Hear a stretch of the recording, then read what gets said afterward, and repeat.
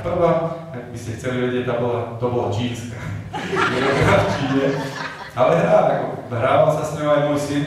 Ešte pred 2 rokmi sa mu podarilo cez leto celú ponoriť do detskej vaničky pod vodu, ak ju vybral vonku, tak mu ju dali usušiť a hrá ďalej. Takže hovorí sa, že malé jedným náhodom bola ponorená pod vodou a hrá. No a druhá, to je špeciálna, to som kúpil od jedného Rusa na trhu vo Frankfurte nad Mohanom, takže to je vyrobená vlastne v Rusku, táto harmonika, takže je to taká malá garmoška, tak zahrávam aj na nej niečo.